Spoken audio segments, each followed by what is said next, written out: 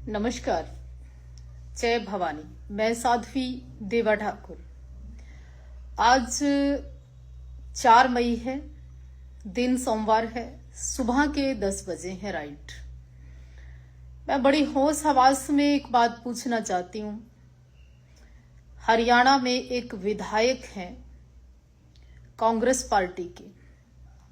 पहले वो देश की बेटी हुआ करती थी, एक पूरे इंडिया की बेटी हुआ करती थी, लेकिन अब वो एक हलके की विधायक हैं। हाँ, उन्हीं विधायिका की मैं बात कर रही हूं जो कल से एक पोस्ट वायरल कर रही है कि बृजभूषण शरण, हाँ, ठाकुर बृजभूषण शरण ने उनका बलात्कार किया। ये पोस्ट आ रही है। उन्होंने, सम्माननीय विधायिका ने यह भी कहा कि बृजभूषण शरण के रेप का शिकार हुई। उन विधायिका ने यह भी कहा कि वो शोषण का बहुत बड़ा शिकार हुई।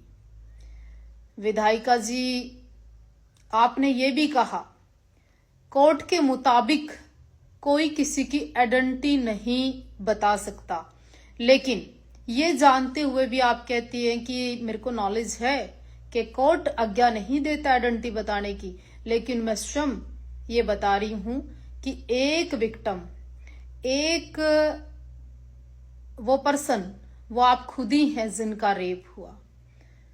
रेप की धारा तो 376 होती है ना, तो क्या बृजभूषण शरण के खिलाफ 376 में मुकदमा दर्ज है? और दूसरा, आप पहलवान होकर, कुश्ती लड़ने वाली होकर, कुश्ती लड़ सकती थी होकर, और भारत आपको इतना सम्मान देकर देख रहा था, आप 70-75 साल के बूढ़े से हार गई। अखाड़े में पहलवानी कराई गई, मसल मजबूत की गई, लड़ने की क्षमता और ताकत पहलवानी के द्वारा आपके अंदर की गई, फिर भी आपका रेप हो गया। फिर आपके साथ एक 70 से 80 साल का, 75 साल का बूढ़ा बृजभूषण शरण रेप कर देता है। रोंगटे खड़े हो जाते हैं ये बात सुनकर कि एक पहलवान बेटी का एक बूढ़ा रेप कर देता है। क्या बृजभूषण शरण का एक वीडियो वायरल हुआ था कि वो शिलाजीत की रोटियां तो खा नहीं सकता। चलो, शिलाजीत खा ली होगी, पर शिलाजीत की पूरी रोटियां खाता है क्या? या फिर 20, 25, 30, 35 साल की लड़की से कैसे रेप कर सकता है उनकी बिना इच्छा के अनुसार? और क्या वो रेप एक बार हुआ या अन्य बार हुआ? और क्या उस रेप केस में गवाही देने पहुंचे? देखिए, मैं उनकी वकील नहीं हूं,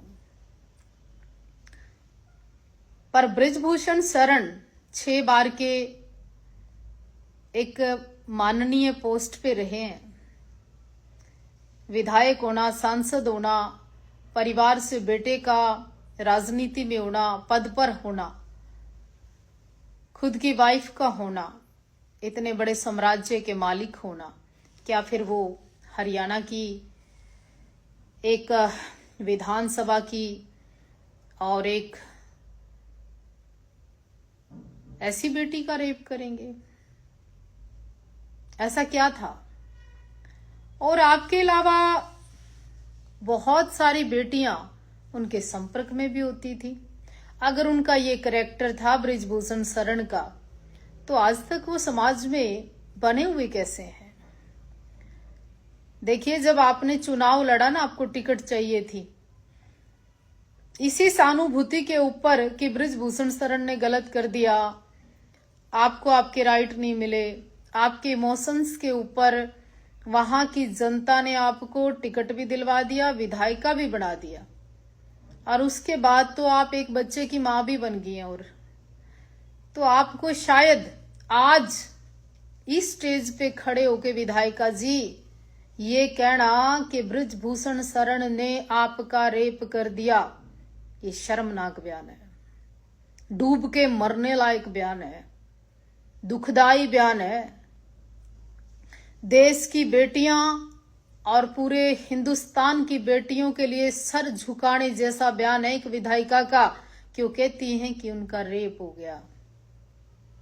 आप अपनी ही नजर में, अपनों की नजर में, पति की नजर में, समाज की नजर में आपको जरा भी लज्जा नहीं आती, आपको जरा भी शर्म नहीं आती विधायिका जी ये कहते हुए कि आप ये कहें कि आपका रेप हो गया। सीधा आप सीधा ये कहें कि मेरा बृजभूषण शरण ने शोषण कर लिया।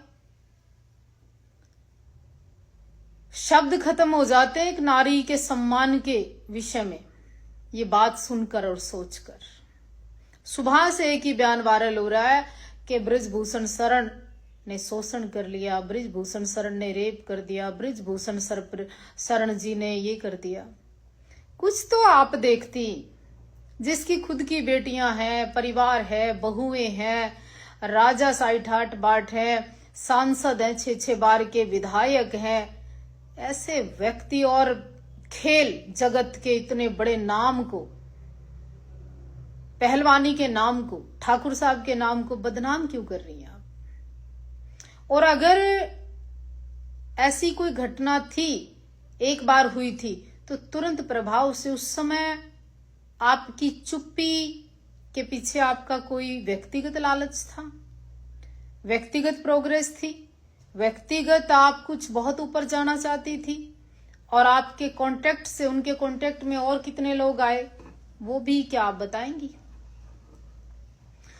और 8 से 10 बच्चियों के साथ आपके सामने सब हो रहा है, तो दोषी फिर कहीं ना कहीं आप भी हैं। हरियाणा की बेटी ऐसा बयान दे, हरियाणा की गर्दन नीचे होती है। पहलवान बेटी ऐसा बयान दे कि बृजभूषण शरण शोषण कर लिया, ये डूब के मरने लायक बात है हमारे लिए।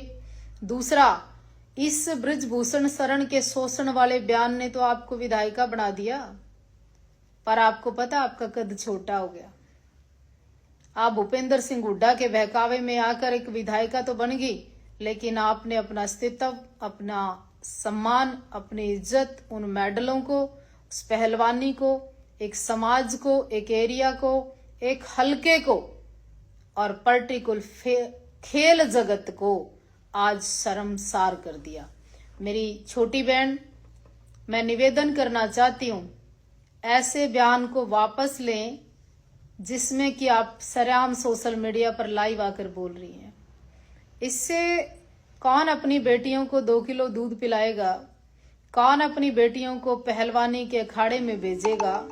कौन अपनी बेटियों को दबंग और मजबूत बनाएगा जब उसकी बेटी 5-10 साल बाद, जब वो किसी की पत्नी है, किसी की माँ है, और जब उसको कोई चीज अगर हासिल ना हो और वो ये बयान दे कि हाँ मेरा रेप कर लिया।